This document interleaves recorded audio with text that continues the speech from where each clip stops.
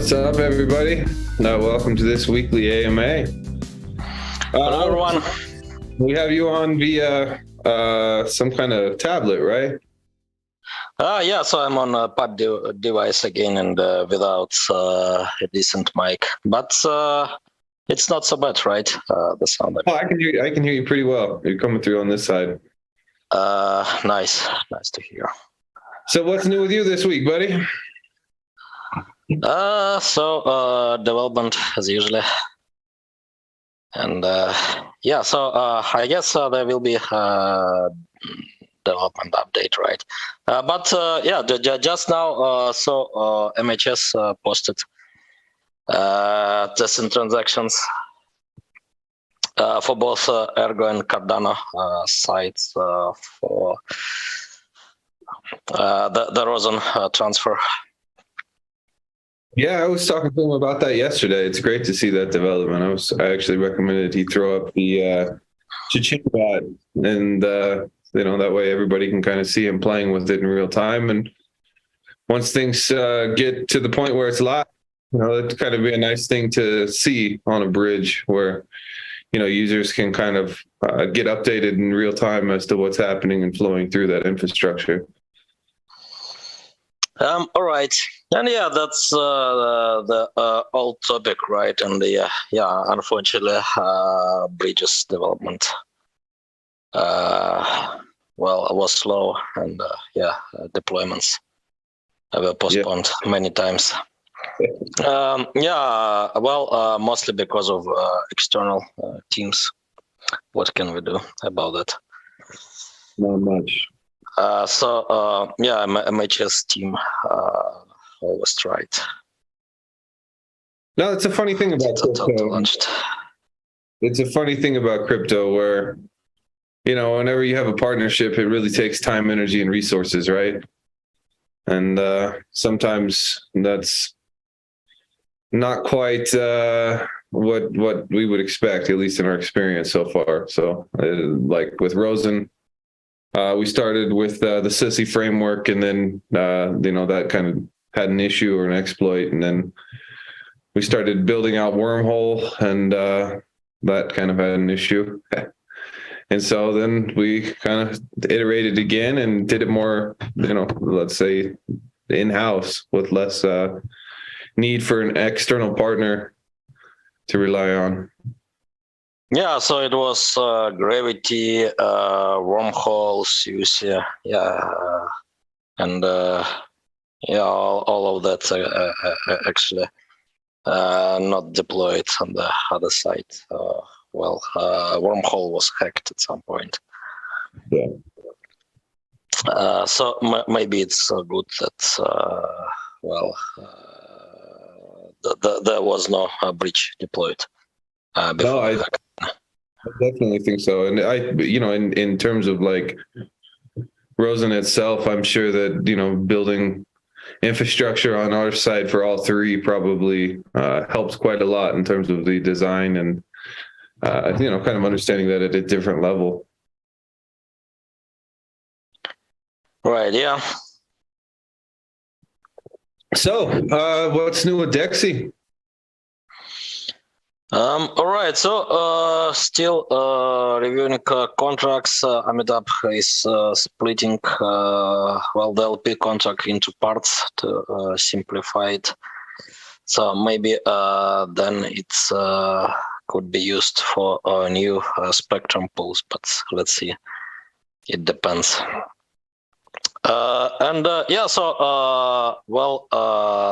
Some contracts deployed on the testnet, so there are testing transactions for some contracts. For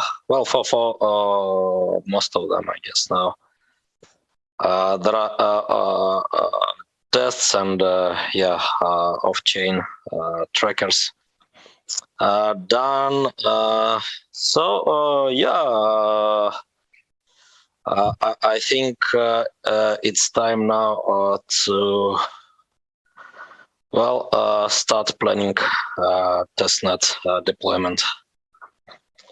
And not so clear how to do UI still. So there are two parts, right, in Dexy. So LP pool, LP liquidity pool, I mean. And yeah, some minting functionality. So the LP will be hosted on Spectrum.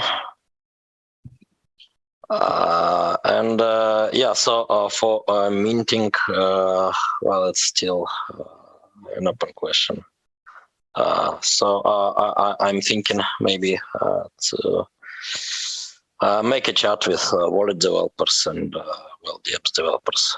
So whoever is willing to do a minting UI can get maybe some profit from UI fee or something like that. Yeah, I would think that with Dexy, it would probably make the most sense to throw it in the wallet. That way users can trade both sides from the same spot. Yeah, and also bootstrapping, well, is an open question, right? Mhm. And yeah, so some design aspects and yeah, so well, it's currently about polishing and yeah, they're thinking in depth about some possible properties of the protocol. Let's see. Well, I you know what? If SigUSD taught us anything, it's that we got to make sure that we have enough information out there before we start the bootstrapping, because that was pretty wild back in the day to see how quickly people were jumping into that. Right. So I've got a question here for you from FC, and he says, what is Dexy? Could you give us a short introduction on the project and catch us up with what's going on? All right, so it's experimental stablecoin protocol, which has only one well, explicit token, so the stablecoin token, and it also has well, a central bank, right, algorithmic central bank, which is well, providing liquidity on a reference market, so on a liquidity pool on a DEX. Right, and yeah, there are certain rules for the bank to accumulate well, reserves slowly, right, and with caution, and also yeah, to release them slowly. So well, in the first place, wait for the market to self-repair, basically, and only after that the bank is doing interventions and so on. So yeah, I mean, there are some rules for the bank which supposedly helping in accumulating reserves. And that's it. So then, yeah, it's kind of a minimalistic stable coin. And yeah, I mean, from that simple design, it's quite obvious, right, where it could fail, so it's not hidden under well, many layers of abstractions, right, like in other protocols, because well, every algorithmic stablecoin protocol might fail after all, right? Mm-hmm. And yeah, in case of Dexy, well, the rules are simple, so it should help markets actually, and yeah, also should help the bank, right? Because the bank actually always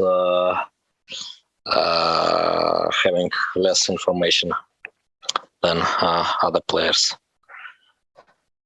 Then yeah, it should be pretty slow about its reaction, and yeah, also has simple rules, I believe. Yeah, I'm pretty excited to see how Dexy performs. And the nice thing is that it's simple enough that if there is an issue, clear points of failure will allow potential iterations to improve. Most of DeFi is relatively experimental. That's something that is never really marketed.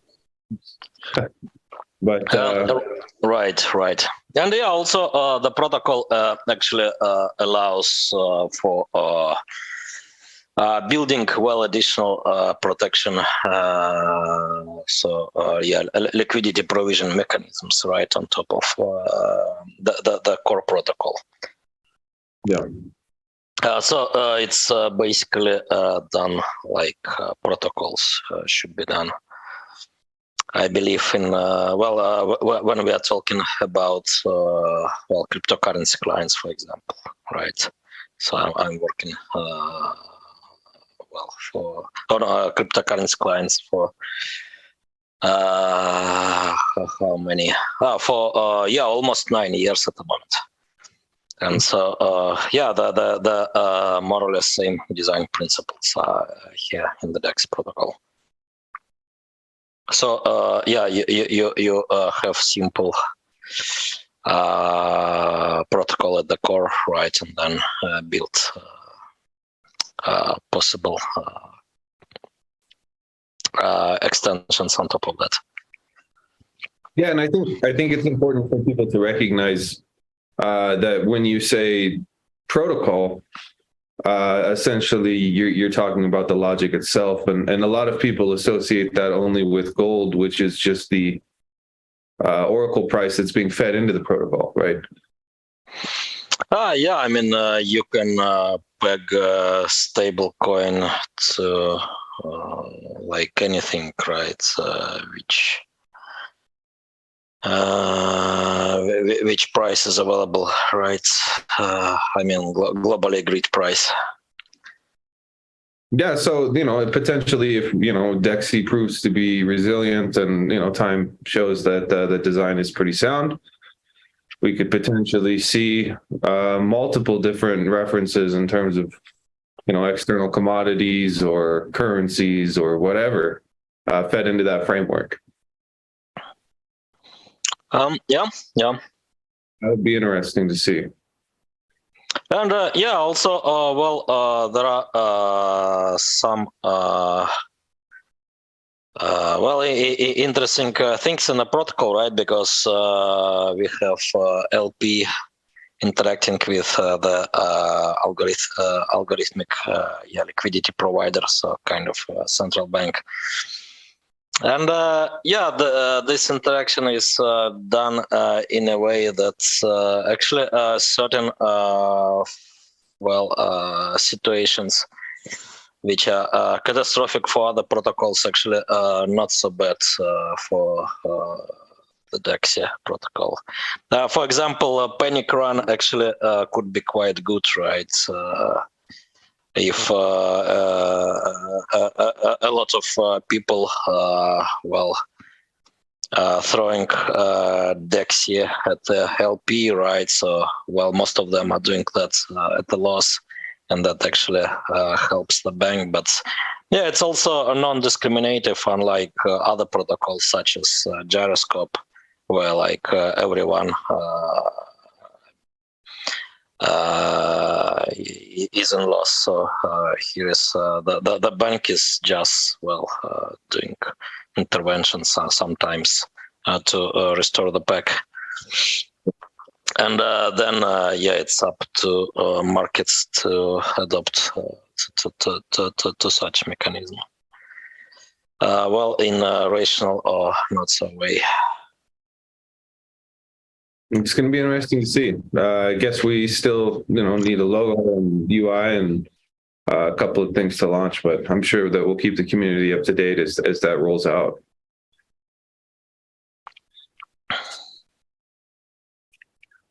Let's see, what else do we got here? All right. So next question. Two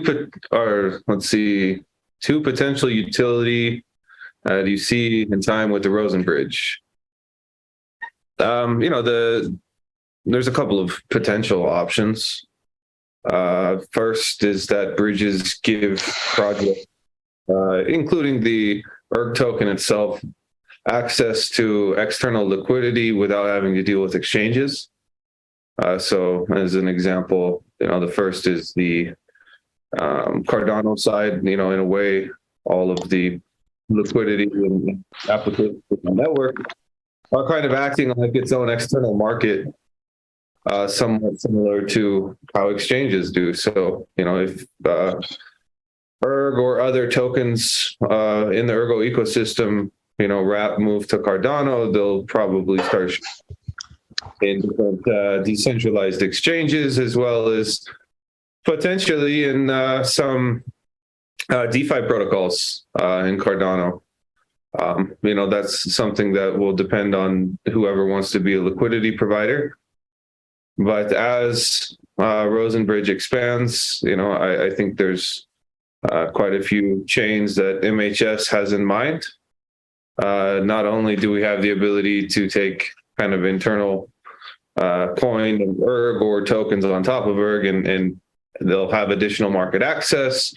You also get a more complex set of assets on the Ergo side. So we might start seeing tokens or coins from other ecosystems flowing into the Ergo network and showing up in our DeFi protocols and showing up on the DEX. And, there's positives and negatives there, right? We do inherit some, I guess, security risk from other chains, depending on how they do. But, hopefully we choose things that are pretty well established and, pretty solid. You have the potential in time, I would say, with Sigma Join to potentially even have that bridge act as some kind of privacy tool for, let's say, people that want to bridge to Ergo and use our mixing capabilities and then bridge out. But there would need to be enough liquidity for that to make sense. What do you think, Alex? So I think bringing liquidity from other chains would be important, especially in regards with centrally issued stablecoins such as USDT, right?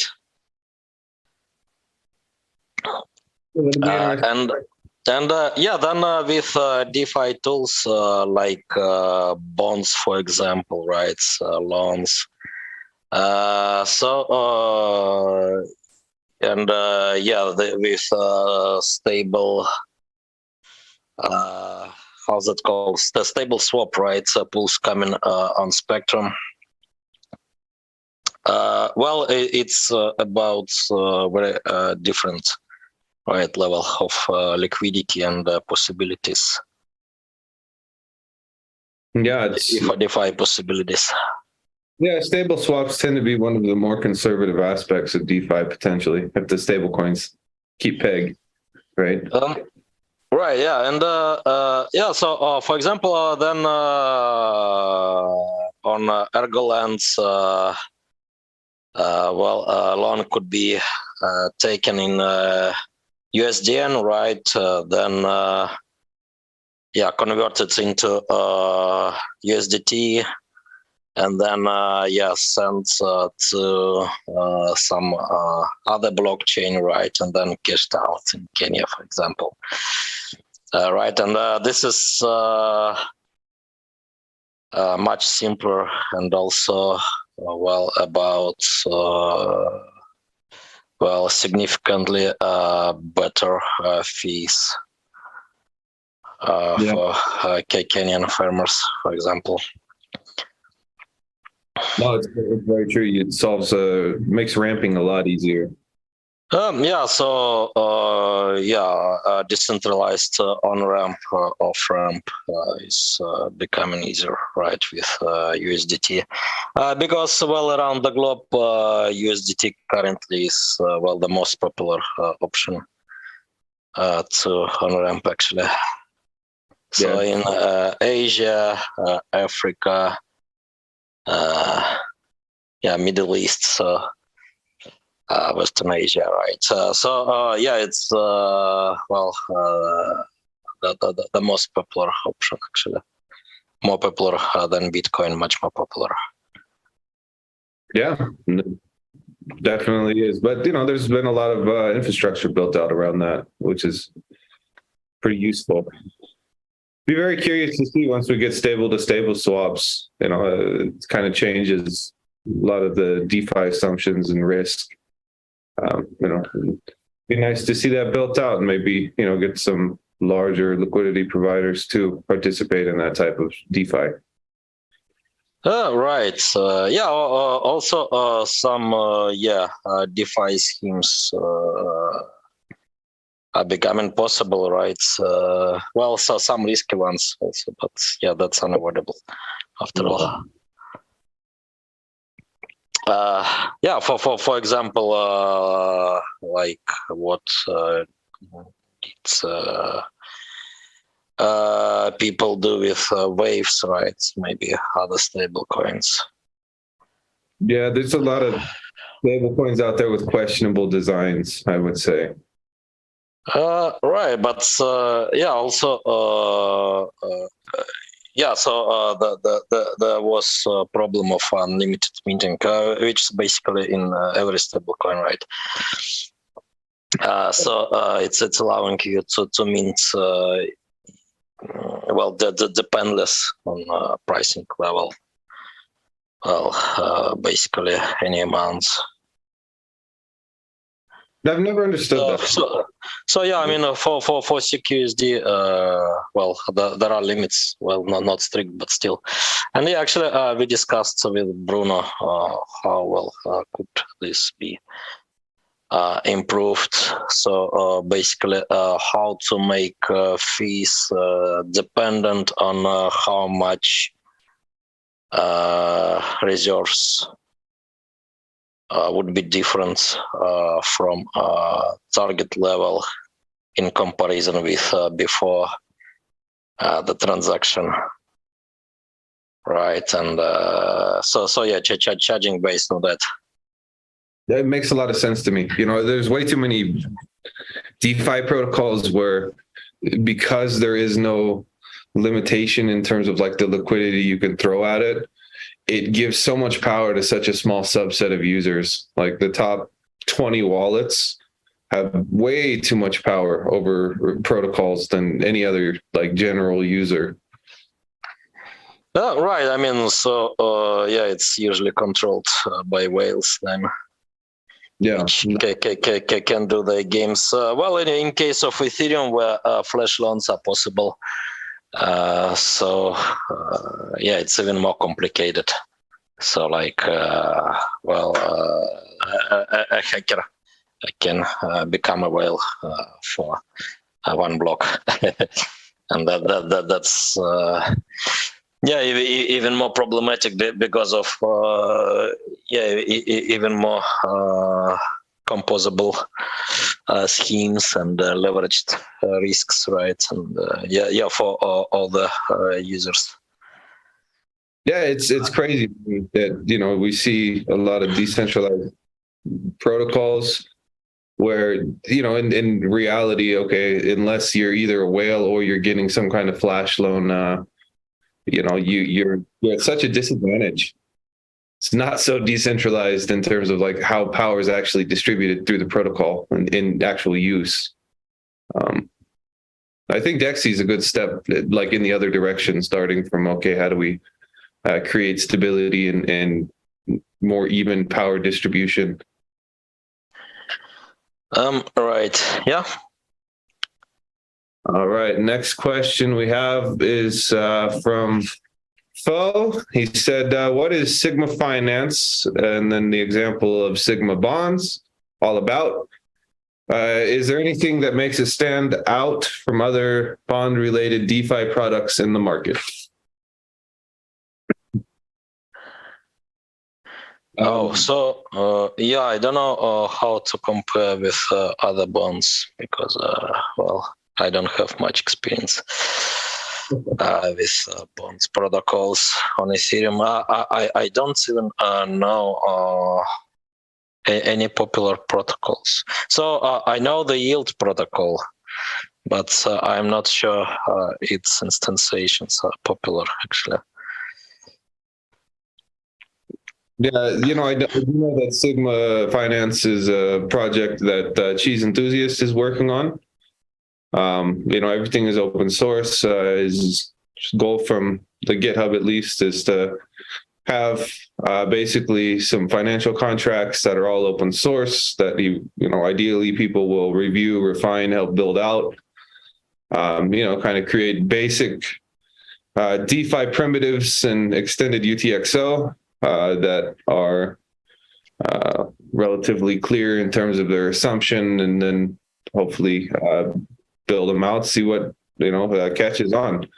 Bond-related DeFi products on the market, my opinion usually has to do with pegging it to some other token. And then you have to look at the assumptions you would make in terms of the emission of that token or the use case of that token or the internal distribution and the market distribution of that token. And is it needed and is it stable? It's hard to say product to product. But usually there's some risk assumptions that users need to be aware of when there is like a secondary token in terms of what is it for. And, sometimes then the actual protocol or like the bond protocol itself becomes kind of dependent on that token and other markets. And, if it's not so attractive, the protocol itself becomes not so attractive. But that's the case for a lot of things in DeFi, to be honest.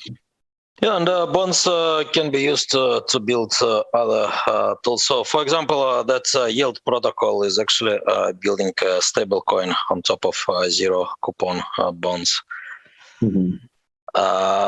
That's kind of interesting approach, alternative to DAI, right, which is using CDPs as a building block. Also could be useful for fundraising, right? So instead of issuing tokens, right, selling tokens, so a project can, actually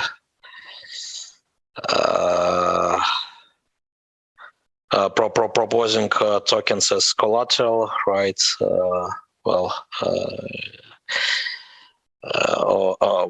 Just taking loans, right, with some other kind of collateral, not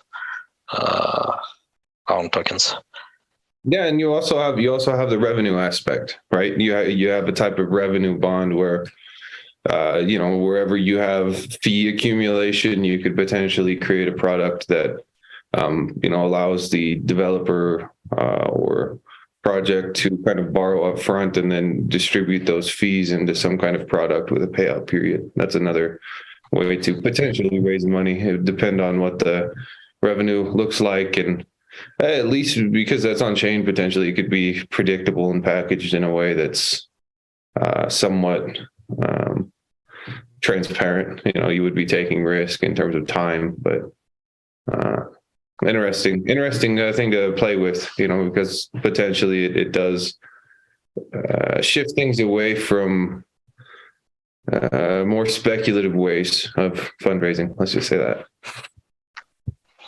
Also it could be more fine-grained than issuing application tokens, right?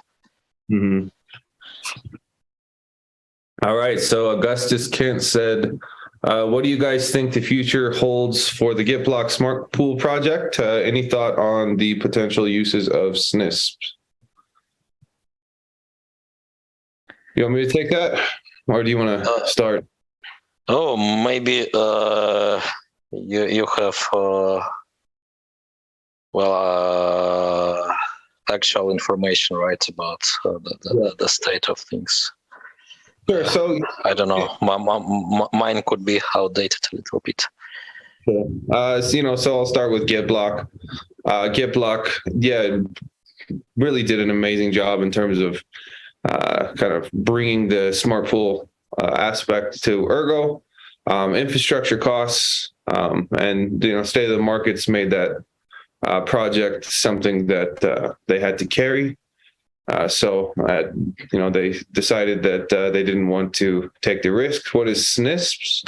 SNISP is a new type of mining, potentially on a layer 2 solution that could replace Stratum itself. That is something that I know that Rob and she's from GitBlock are looking into as a continuation project. So it's kind of like the GitBlock 2.0. I guess you could call it a next iteration. That's something that they've been talking about planning. I know that, they want to have all of their ducks in a row before they start talking to the community. So I'm going to just say trademark soon, but that general idea of SNIS itself, in my opinion, is something that, if implemented well, could really mix up proof of work. That's a pretty revolutionary idea. Let's see what they come up with and when they release that to the community, but that's something to pay attention to because, well, it's just a very neat idea. Let's see. Right, maybe we can have a community chat at some point about SNISPs and GitBlock 2.0. Yeah, when they're ready, invite them even on something like this. I think that would be great to see. And in regards with Sigma finance and other fundraising options. So we will have a community chat on that, it seems, next Tuesday in the main Telegram group. So please join. All right. So we've got a question from Bison Buffalo. Is it possible to create an order book DEX on Ergo? I am unsure what the limitation is in the space for order book DEXs. Everything is on, AMMs. More than one type, right? So we have bubble fees boxes. So this also kind of order book based DEX system, actually. Yeah. Right, and I'm also running decentralized grids.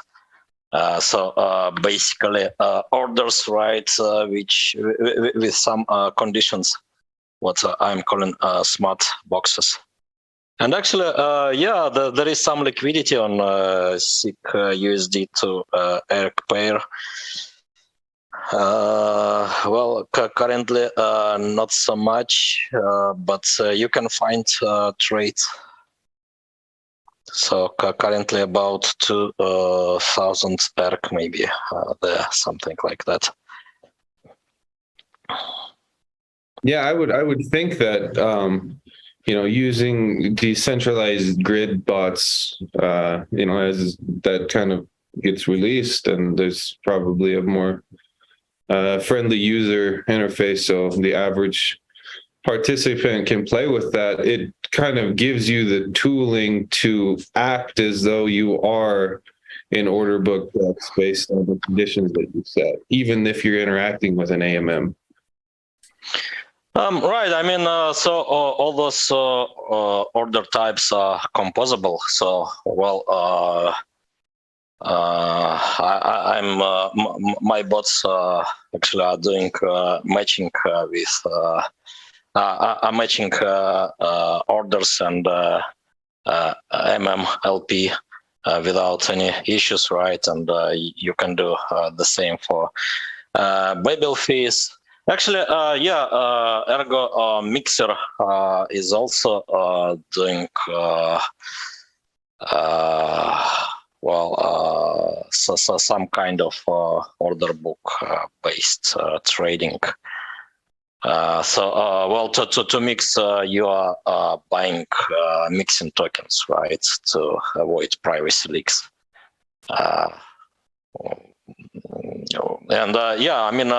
That's Ergo Mixer system is basically the first example of Babel fees already running for more than 2 years, actually, in the mainnet. And you can do much more, right? And also, you can use orders, right? Smart orders for fundraising. So I published at some point back in 2020, I believe, an example of kind of refundable ICO. Not that kind that's done in Comet, for example. They have refundable ICO done, but it's about different kind of contract. But for UTXO, for extended UTXO, actually order book based DEX is not less efficient, right? In many aspects, is actually better than AMM LP. So AMM is mostly Ethereum story. So due to Ethereum limitations, it's very costly to run order book based DEX on Ethereum blockchain.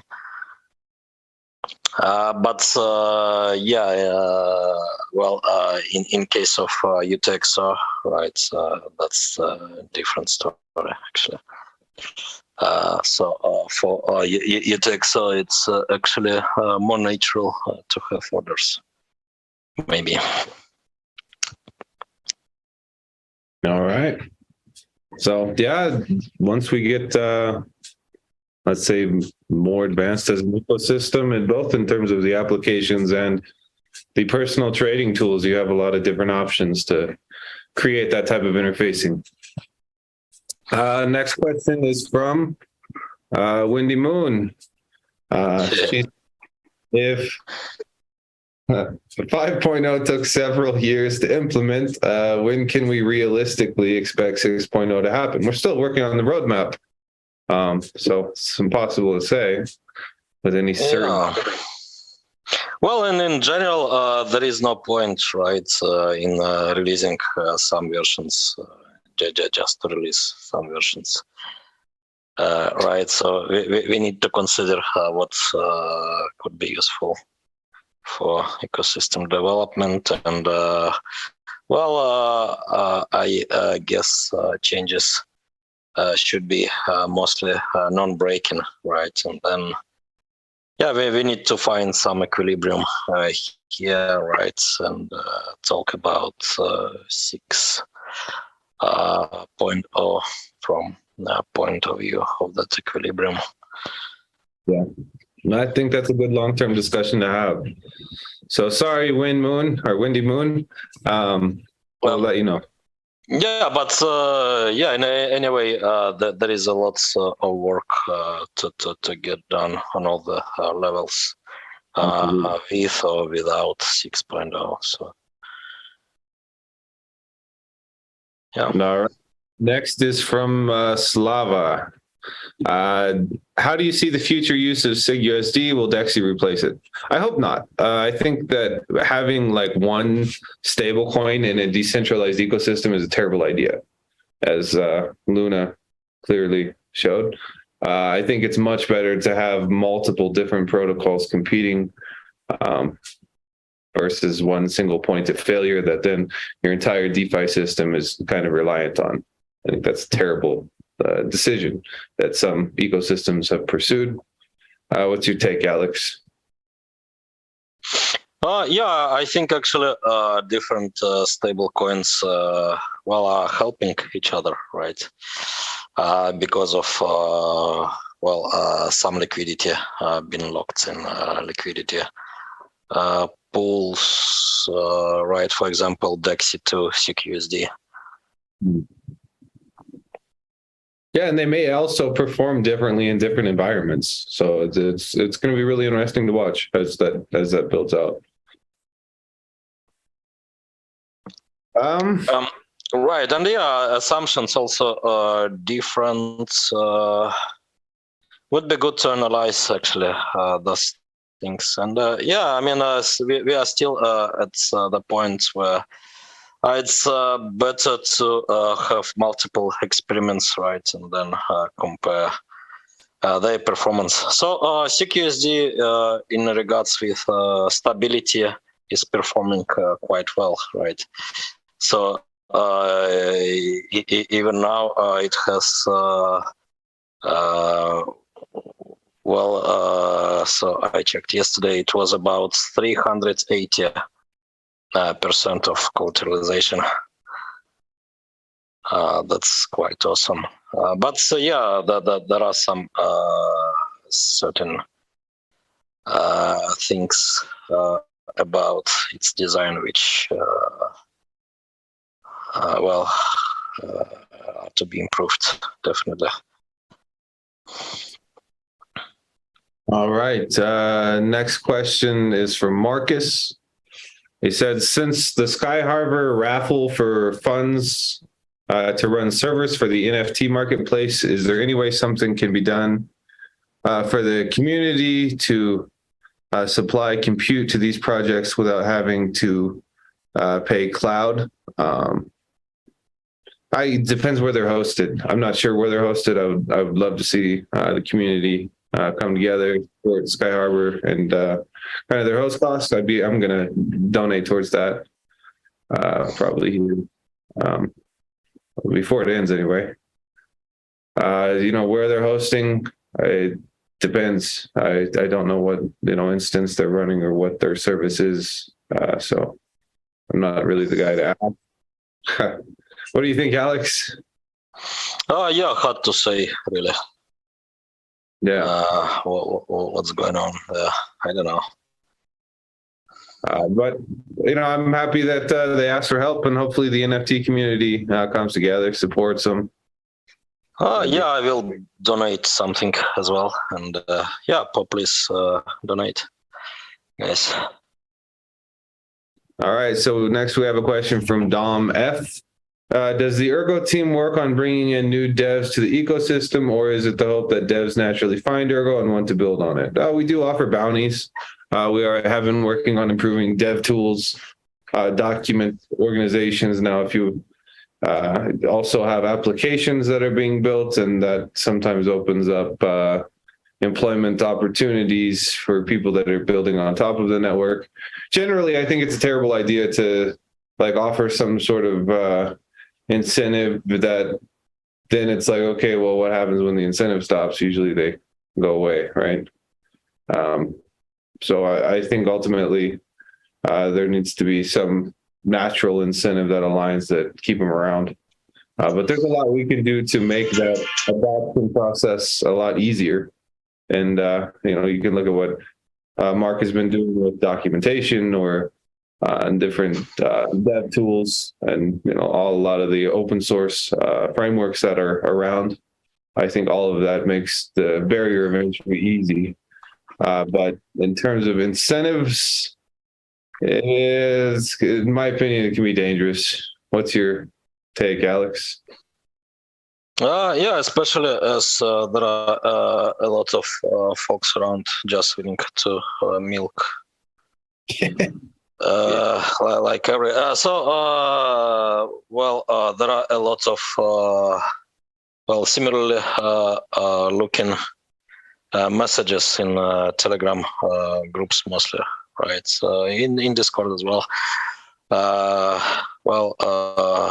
I'm an expert in blockchain with 8 years of experience.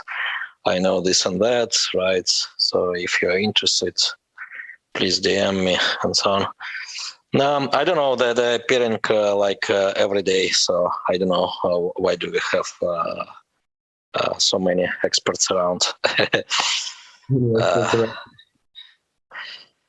Yeah, it's one of those things. If you got to pay them to be your friend, they're probably not your friend, right? Right. So yeah, it's better to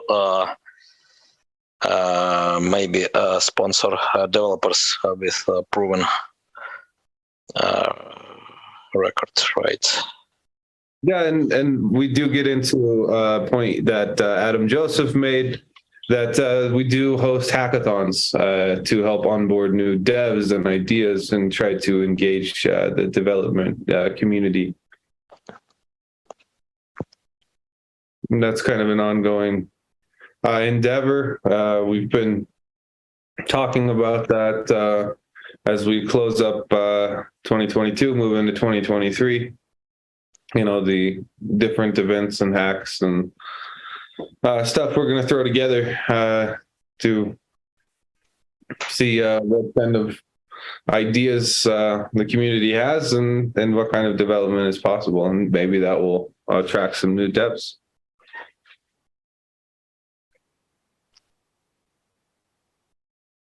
Let's see. RPN Chilled said just how ASIC resistant is Autolicos. Ethereum thought it was ASIC resistant at some point until it wasn't. So what's your take on that, Alex?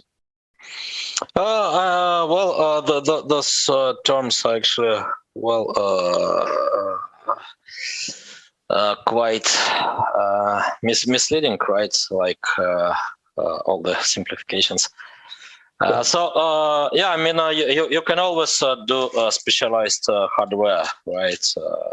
Just run Autolicos on GPU, then find unused traces, right? And eliminate them, and somehow you will get specialized hardware, right, for Autolicos. Another question is how much advantage it gives, right? Well, especially in comparison with R&D cost. And actually, Ethereum is still quite superior here. ETHPO. So they had ASICs, right? Around the merge, like 30 or 40%, right? Mm-hmm.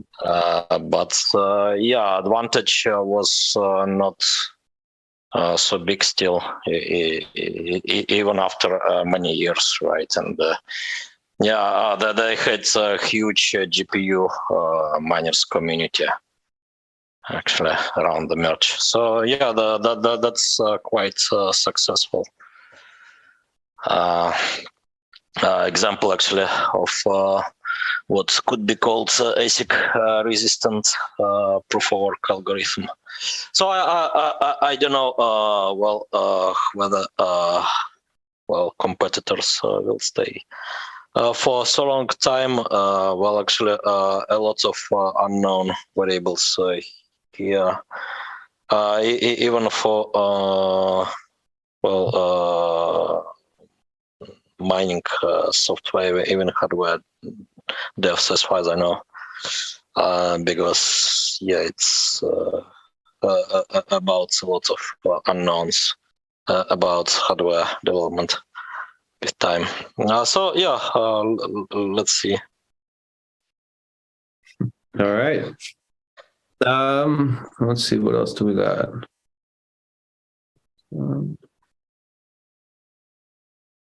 I just heard that Dan submitted a video. I'm not sure where he is today. So do you want to throw that up, Andy?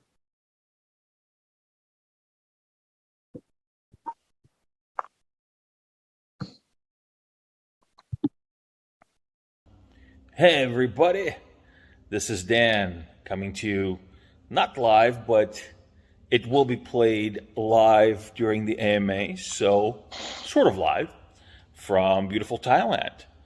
And as you know, we've had some great developments out here. We have signed an MOU with one of the largest gold traders in Thailand, who is actually going to be our pilot customer or pilot partner rather, for Palmyra, which of course uses Ergo as its key technology. So really great news, I think, for Ergo adoption, alongside with what has already been going on. So that's just a little bit of Zengate news for those that are interested. In other news, I have been still communicating with new exchanges. Things are quieting down for the holidays, so responses are getting a little slower. But still, things are in the works. Also, I am actually right now sitting at the university where we will be hosting the Ergo courses that I spoke about previous AMAs. We worked on designing a curriculum, also incorporating already ready Ergo material, as well as some new ideas. The course, like I said, is going to be business focused. And also we have had discussions with another really prominent university in Bangkok, one of the top ones, to do a more technical course. And again, I will be collaborating with the community on the best material to put into the curriculum. So that should be ready in the next couple of months. I believe the actual course will launch probably in the second semester of next year. So yeah, really exciting stuff. This course is going to be available both live and online. And I'm just really excited about this. Really good stuff. Also been working more on trying to create some pathways to ecosystem funding for us. Again, things have slowed down for the holidays, but nevertheless, I will progress them in the new year. And just in general, it's been an amazing year for us. I think at Ergo, the ecosystem has just exploded. It's just exploded. It's beautiful to see. We've done many great things. Came out with new iterations of Ergo, the Ergo client, new tooling, have new projects going on. All this building happening in the Ergo ecosystem. I feel nothing but extremely bullish for next year. I think that Ergo is definitely on its way to greatness, even though it's already great in my book. I think that we all know what I'm talking about. And I just wanted to kind of tell you guys that I feel lucky and I feel honored and humbled to be in the presence of such a great community. And so, I guess this is the last AMA I am going to be appearing this year. Again, my apologies for not being able to do it live. I have been a little busy. To all of you in the Ergo community and everyone watching, I want to wish you happy holidays, Merry Christmas, Happy Hanukkah, Happy New Year, or whatever else you celebrate. Take some time with your family. Just take some time off, relax, and I hope to see you in the next year. And like I said, I am extremely bullish about everything that's going on in our community, and I'm sure that the next year is going to be 10 times more beautiful than this one. So here's Dan signing off for 2022. So long.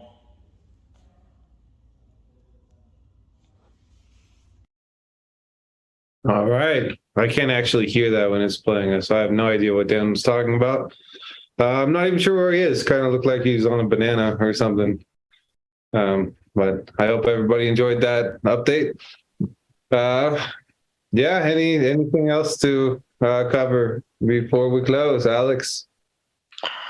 I don't know. So, is this the last MA in 2022? I'll be here next week if people want. So maybe we should do it. Let's see. All right, then. Yeah, I can also do next week actually.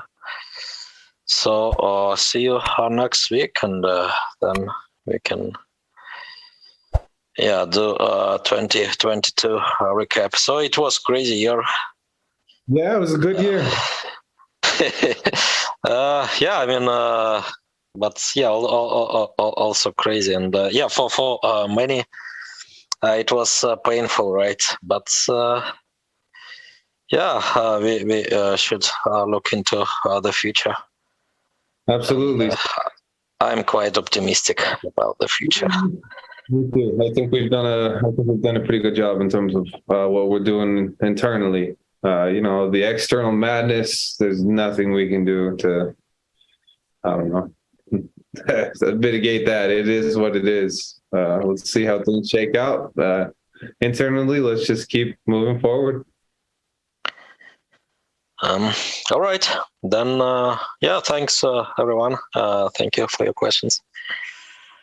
See you, everyone, next week, right? Yeah. All right. Bye, Joe. Bye, everyone.